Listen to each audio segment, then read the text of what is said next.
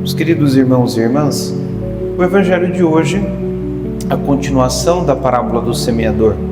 Depois de dizer aquela parábola que nós ouvimos ontem, nosso Senhor Jesus Cristo, com os seus discípulos, num outro lugar, começam a conversar. E os seus discípulos perguntam: por que é que tu falas em parábolas? A pergunta natural. Amavam a Jesus? Se são coisas importantes que Jesus tem a dizer, se Jesus tem coisas preciosas para nos dizer, por que não nos diz às claras? Por que não é direto? Somos muito assim, né? Pão, pão, queijo, queijo, pedra, pedra e ponto. Sem ficar dizendo em alegorias, não, porque o reino dos céus é como um semeador. Não, diga logo como é o reino dos céus. Porque o reino dos céus é como o trigo e o joio. É como o homem que encontra a pérola. Mas por que não diz? Por que não é direto? É isso, é deste modo, será assim. Se não fizerem isso, acontecerá aquilo. Os discípulos, com justiça, reclamam isso de Cristo. Por que ensinas em parábolas? Se são coisas importantes, se são as coisas mais importantes que nós temos de saber, por que não dizer as claras? E o motivo é bastante óbvio. Porque uma vez que nós conhecemos, uma vez que nós entendemos aquilo que está sendo dito, uma vez que nós enxergamos a verdade em termos mais filosóficos, nós só temos duas opções: ou abraçamos ou rejeitamos, e ponto. Diante da verdade conhecida, nós só temos duas possibilidades: ou abraçamos ou rejeitamos.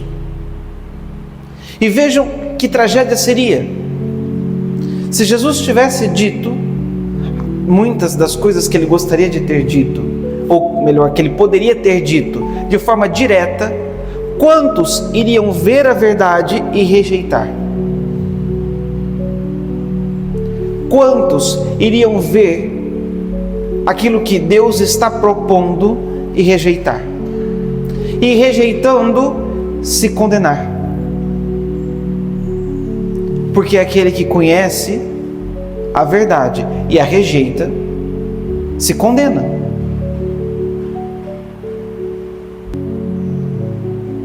Jesus é claro no Evangelho. Aquele que conhece a verdade e a rejeita, se condena. E Jesus não veio com o objetivo de condenar a maior quantidade de pessoas possíveis. Não, quanto mais pessoas rejeitarem a palavra de Deus, melhor será, porque aí mais cheio estará o inferno. Não é isso. Pelo contrário, São Paulo diz: a vontade de Deus é essa, que todos se salvem e cheguem ao conhecimento da verdade. A vontade de Deus é essa, para todos, que se salvem e cheguem ao conhecimento da verdade. E por um problema nosso, muitas vezes nós não somos capazes de aderir à verdade conhecida. E qual é o problema? Bom, nosso Senhor nos diz, citando a profecia de Isaías: havereis de ouvir sem nada entender, havereis de olhar sem nada ver. Ouvir sem entender até faz algum sentido, porque às vezes a gente escuta alguma coisa e não entende mesmo. O padre está aqui fazendo homilia, às vezes o padre está falando alguma coisa difícil e nós não entendemos. Até faz algum sentido. Agora, olhar sem nada ver já começa a ficar um pouco mais difícil. Como é que eu vejo? Eu olho para uma coisa e não vejo. Difícil, né? Mas nós temos essa mesma sensação quando nós estamos distraídos e começamos a procurar alguma coisa e sei lá, está na nossa frente. Até tem uma expressão, né? Se fosse uma cobra, teria morrido, né? Teria me mordido. Que nós olhamos, mas não enxergamos, não vemos. E por quê? Por que motivo nós ouvimos e não entendemos e olhamos e não enxergamos? Porque o coração deste povo se tornou insensível.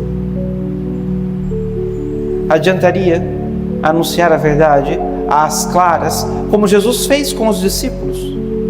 Ele fala: vocês podem conhecer as verdades do reino dos céus, os mistérios do reino dos céus, mas eles não. Corações duros. Adiantaria? Não. Serviria para a condenação deles e não para a salvação. Então o que o Senhor faz é aos poucos fazer com que aquelas coisas todas caiam nos corações dos seus ouvintes e que pouco a pouco eles vão ganhando, vão tendo clareza das coisas que estão sendo ditas, para que o coração se amoleça e eles possam aderir à verdade. Essa é a grande pedagogia das parábolas de Jesus. Dizer as coisas é a verdade, está sendo dita, mas de um modo que entre devagarinho nos corações e faça com que aquela dureza primária se rompa, para que a verdade possa penetrar e produzir frutos. Talvez esse tenha sido o modo como muitos de nós viemos parar aqui. Se tivéssemos recebido o anúncio do Evangelho com um pedaço de pau e pedras na mão de quem estava anunciando, provavelmente teríamos corrido. Como eu sei que muitos correm. Agora, quando nós ouvimos as coisas e temos tempo daquelas coisas caírem nos nossos corações e aquilo aos poucos irem rompendo as nossas barreiras, irem rompendo as durezas que nós trazemos dentro de nós, pode ser, e muito provavelmente acontecerá, de que baixemos a guarda e possamos então ver, possamos entender e possamos abraçar a verdade que nos foi anunciada. É assim. E precisamos entender isso, meus queridos, porque se queremos ser apóstolos, se queremos fazer apostolado, precisamos levar em consideração a pedagogia que Jesus usou conosco, que usou com estas pessoas, para nós também replicarmos. E agora podem pensar mal de mim. Está aí o padre dizendo isso, quando sobe no ambão, a gente tem que pôr até capacete, porque vai vir paulada. Bom, isso é óbvio. Genericamente, pode-se fazer isso. Na homilia, ninguém aqui está sendo acusado de nada. Se a carapuça veste, é outra história. Nenhum padre vai fazer isso na homilia, de dizer assim, apontar, porque você está fazendo isso. Se diz genericamente, então pode ser duro, porque essa dureza pode servir para um, como pode não servir para o outro. Ponto. Mas no confessionário, no atendimento, nas solicitações, nos pedidos, qual é o melhor modo de proceder? Sempre com doçura, com paciência, com calma, sabendo que as coisas acontecem no tempo de Deus e que algumas durezas demoram mais para serem quebradas. Precisa dizer de um jeito, de outro, sem nenhum cansaço. Quantas parábolas Jesus contou a respeito do reino de Deus? Um punhado. Quantas parábolas Jesus contou a respeito da misericórdia? Um tanto.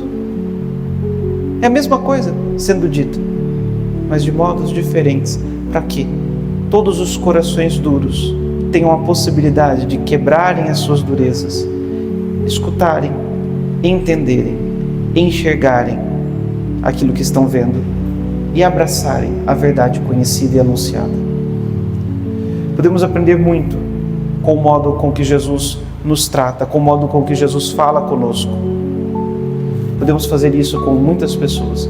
E talvez isso seja muito mais eficiente e produza muito mais frutos do que certas iniciativas apostólicas meio destrambelhadas, como muitos que se convertem e com o furor da conversão querem converter o mundo inteiro, apontando defeitos e erros dos outros. Dificilmente isso vai trazer alguém para a igreja. Dificilmente. Agora a nossa paciência, entender que existem certas coisas e certas durezas que levam tempo, talvez possa trazer muito mais frutos, possa arrecadar muito mais para o reino de Deus do que as nossas iniciativas humanas. Então que Deus nos ajude a termos essa mesma sabedoria de Jesus, para podermos também nós, com as nossas iniciativas apostólicas, trazemos as pessoas para o reino de Deus, mas entendendo que cada coração é único. Alguns são mais duros e outros menos. E que o tempo que for preciso, nós deveremos estar com paciência, tentando fazer com que a palavra de Deus penetre naquele coração. Louvado seja nosso Senhor Jesus Cristo.